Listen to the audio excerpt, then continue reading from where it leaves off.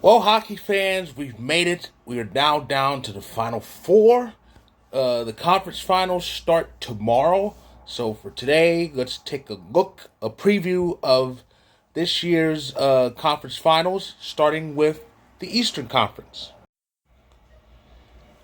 The old Adams division is starting to become a theme, and it kind of helps that three-quarters of this year's Final Four is from that division. But the Eastern Conference Final, the Canadiens and the Hurricanes. It's wild. You have a team. You have one team that's had a lot of time off. The East Final actually starts Thursday, which means this will be Carolina's first time playing in almost 2 weeks, 12 days, almost 2 weeks. I think that sets the NHL record for the longest layoff in playoff history. Sweeping the first two series will do that. 8-0, hasn't given up much, barely trailed for an amount of time. And it's just crazy. They've had this easy path, which saw them play Ottawa, big deal, and Philly, I just go, Pittsburgh lost to this team? Don't know how. But yeah, Stankoven's been leading that team. He's got 7 goals. Taylor Hall's found the fountain of youth. So is Freddie Anderson. 8-0, a goals against average barely over 1. It's crazy what he's doing. Meanwhile, while the Hurricanes have played the minimum, the Canadiens have played the maximum. Les Habitants has played the maximum 14 games to get to this point. 7-game series in both, beating Tampa and Buffalo each in 7. Didn't really need home ice because 6 of their 8 wins were on the road, including the 2-game sevens.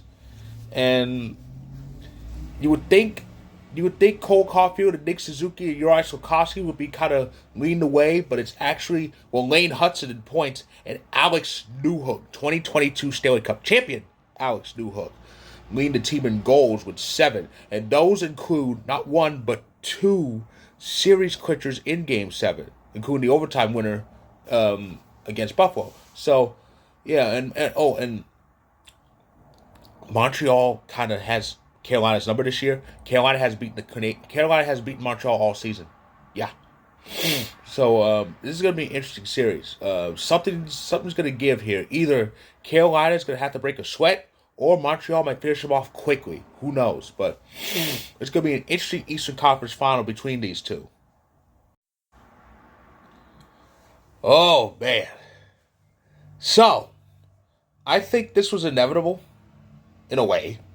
But Colorado and Vegas, that's the West. And we had a bit of a cruise control road too, though. We're 8-1. We're 8-1, but we've been scoring a lot of goals. 17 different players on this Avs team have at least 1 goal. And it became 17 when Brett Kulak, of all people, put that overtime winner in. This run is amazing. I've heard a lot of Avs fans say it's even better than 22. And of course, 22. Of course, we went 16-4, won the whole thing, and right now we're 8-1. We actually clinched the series on our own ice for the first time in 18 years, and it's just been an amazing run. And the power play, which has been kind of a problem for us this year, is getting a bit better. The goaltending is amazing. Scott Wedgwood has been very, very captivating in net, just stopping everything. And the Avs are just a machine right now. All that needs to happen is we need to hope that tomorrow we'll have Lehkonen back. They say Malinsky could be back for tomorrow, but Lehkonen's back and Kale's still healthy. We're gonna be dangerous. And of course we have Vegas. Vegas, of course, 8-4, needed 6 games in each series to beat Utah and then Anaheim. And the leader for the Golden Knights, of course, Mitch Marner. Leafs fans, are you finally ready to admit that Mitch wasn't the problem? Because Mitch has been tearing it up. 18 points. He's leading the team in points. He might be leading playoff teams at the moment. I think he is. But it's just crazy what's been going on in Vegas, especially with Mitch. So, of course, this is a rematch. Our only other playoff matchup didn't go so well. 21, round 2. Vegas took it in 6. We all remember Nathan McKinnon's words. I've been here almost 9 years, haven't won shit. Since then, he's won quite a bit, including the big one. So, Yeah, so it's gonna be an amazing series, and I'm very excited for for all this to happen. I really am. Of course, regarding telecasts, ESPN has the Western Final and TNT has the Eastern Final. That's the exact same setup they had last year, which kind of threw me because I thought, wait a minute, I thought they rotate every year.